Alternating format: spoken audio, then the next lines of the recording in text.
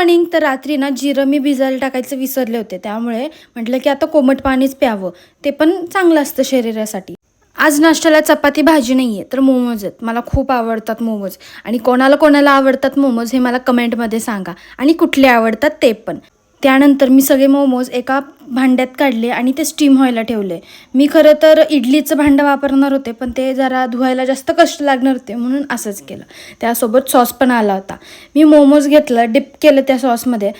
जेव्हा मी first bite घेतली ते खूपच विचित्र लागलं. आतलं फिलिंग मला अजिबात आवडलं नाही. मग म्हटलं चहाने बिस्किट खावं आणि नाश्ता आता कंप्लीट करावा आपला.